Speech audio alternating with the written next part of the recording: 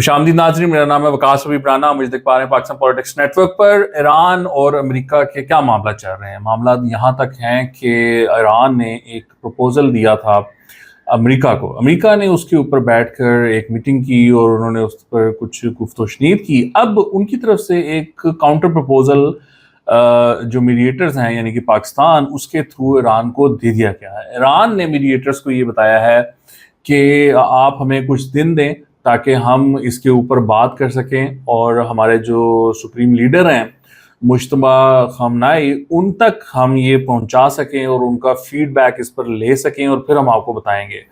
तो अब इस मामले के बाद अब कुछ दिन जो है वो थोड़ी सी ठंड रहेगी। अब इसमें देखना पड़ेगा कि ईरानियंस क्या जवाब देते हैं। ज़ाहिर बात है कि वो कोई आई डोंट नो, वो इंफॉर्मेटिव तो नहीं होगा, वो कुछ एक काउंटर एक और प्रपोजल आ जाएगा, वो फिर अमेरिकन एक और काउंटर प्रपोजल कर देंगे।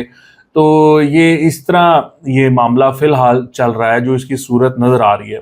मीनवाइल ट्रम्प भाई कैसे चुप रह सकते हैं। उन्होंने ये देखें आप, इन्होंने अपने ट्रूथ सोशल पे ये पोस्ट किया है, Iran can't get their act together, they don't know how to sign a non-nuclear deal, they better get smart soon, President Donald J. Trump, no more mister nice guy. ये अजीब drama है, पहले कौन सा mister nice गाय आप बने हुए थे। तो लेकिन ये I mean Trump is frustrated because Trump को आदत ही नहीं है इस तरह के मुज़ाकरात करने की, और ईरानियंस ने उसको स्लो डाउन कर दिया मुज़ाकरात को। अब इसमें जो इंटरेस्टिंग बात है वो ये है कि दोनों की पोजीशंस देख लेते हैं ना।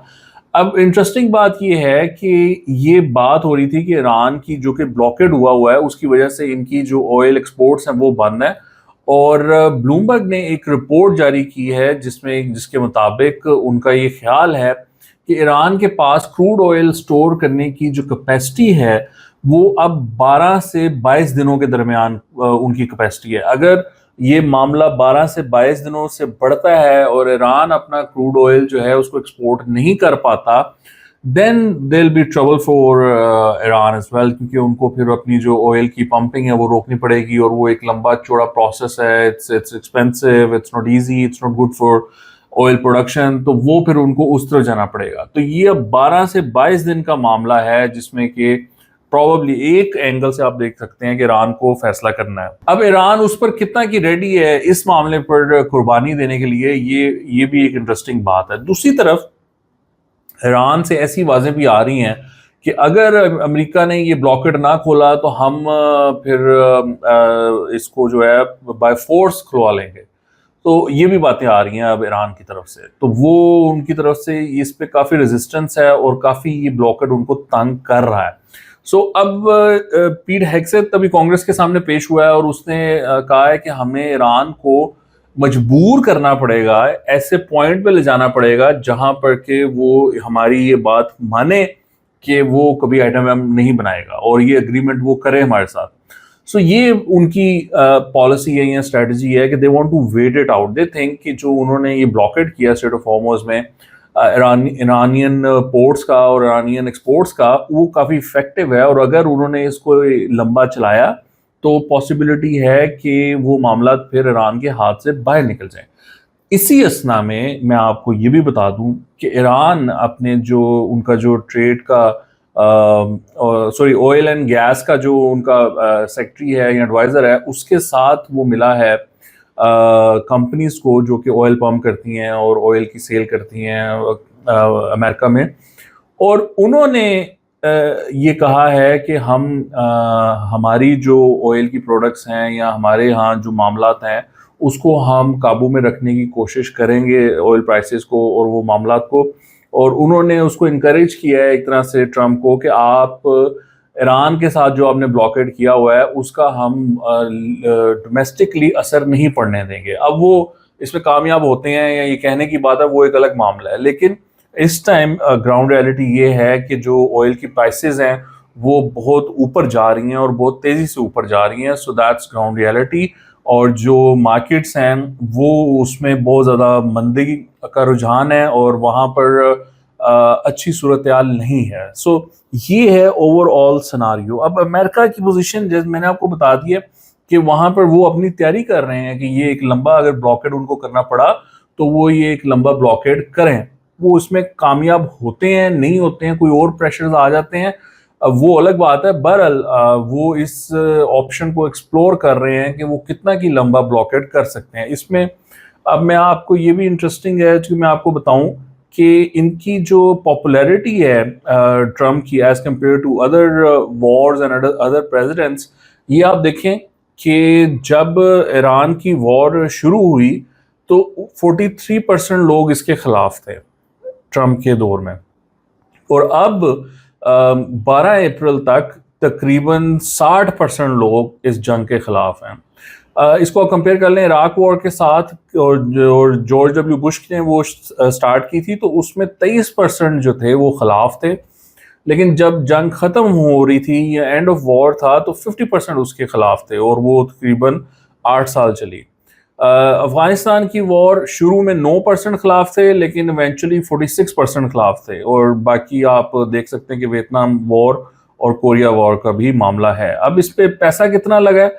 आज जो पेंटागन के एक रिप्रेजेंटेटिव हैं जूल्स हर्स्ट, उन्होंने कहा है कि हमारा कांग्रेस के सामने उन्होंने ये बयान दिया, उन्होंने कहा कि हमारा $25 बिलियन लग गया है, मोस्टली ऑन म्यूनिशंस, मतलब असले पर हमारा $25 बिलियन लग गया है। लेकिन जो इंडिपेंडेंट जराए हैं वो इसको कहते हैं कि ये 45 अरब से ज़्यादा, $45 अरब से ज़्यादा खर्चा आया है 40 दिनों में।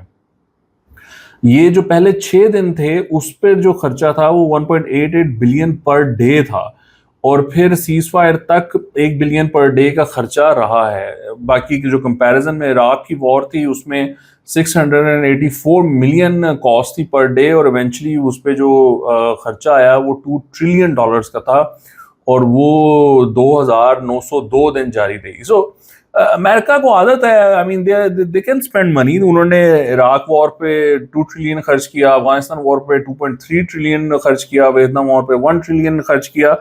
तो वो अमेरिकन को आदत है, वो कर कुट जाते हैं ये वाला मामला। सो उनकी तरफ से आई डोंट थिंक वो इस बारे में सोच रहे होंगे कि हम ये करें या ना करें। अब ये जो सारा मैंने आपको चीज़ बताई है, इसमें से अब आप इस बात को समझिए कि this is a complicated situation, जहाँ पर कि ईरान को मेरे ख्याल में किसी तरीके से इस मामले को हल करना चाहिए, और उनके जो इनर प्रेशर्स हैं या उनकी जो डिसएग्रीमेंट्स हैं या जो भी है, उनको वन वे और दी अदर वो रिजॉल्व करके और अमेरिका के साथ उनको कोई मामला तय कर लेना चाहिए। अब ये इसमें काफ़ी ज़्यादा ये बात है, और भी बड़े आंसर हैं कि जी उनके मिड टर्म्स आ रहे हैं तो उस तक मामला को ले जाया जाए, तब तक वर्ल्ड इकोनॉमी कोलैप्स कर जाएगी। मतलब जिस लेवल पर ऑयल की प्राइसेस चली गई हैं, और हमारे प्राइम मिनिस्टर पाकिस्तान में ये कह रहे हैं कि उनको ऑयल की प्राइसेस बढ़ानी पड़ेंगी, तो जो नेक्स्ट इंक्रीमेंट आएगा ऑयल की प्राइसेस में वो इतना सवेयर होगा कि हमारी चीखें निकल जाएंगी। So we can't afford that. So वो इस तरह की जो चीज़ें हैं, ये मामला हैं, ये आउट ऑफ कंट्रोल हो जाएंगे, तो हमें इसके बारे में कुछ करना चाहिए और कुछ सोचना चाहिए कि हम इसको किस तरह कंट्रोल करें। पाकिस्तान अपनी कोशिशें कर रहा है, लेकिन there needs to be a serious effort from both the parties, US and Iran, to come to an agreement to stop this war, because otherwise हम जैसा मुल्क, पाकिस्तान जैसा मुल्क तो इसको बर्दाश्त नहीं कर सकता। सो इट्स अ सीरियस मामला। और नाज़रीन, डोमेस्टिक फ्रंट पे एक बहुत ही इंटरेस्टिंग डेवलपमेंट हुई है। चेयरमैन नैब ने आके ये बताया है कि मलिक रियाज और उनके बेटे अली रियाज के जो रेड वारंट हैं इंटरपोल से, वो उन लोगों ने इशू करवा लिए हैं। उन पर $2.5 बिलियन की मनी लॉन्ड्रिंग और करप्शन का इल्ज़ाम है। $2.5 बिलियन। और चेयरमैन नैब कहते हैं कि हम इनको गिरफ्तार करके लेकर आएंगे, और इस सिलसिले में हमने यूएई की गवर्नमेंट से भी राब्ता कर लिया है। अब ये बहुत ही इंटरेस्टिंग होगा कि अगर वो ये ऐसा कर पाते हैं। मुझे नहीं लगता कि वो ऐसा कर पाएंगे, but let's see if he can manage that, और वो अगर मलिक रियाज को लेकर आते हैं पाकिस्तान, तो ये तो बहुत ही बड़ी बात होगी। अगेन, मुझे नहीं लगता कि ऐसा मुमकिन होगा। आज के लिए इतना ही। आपको देखने का बहुत शुक्रिया। खुदा हाफ़िज़।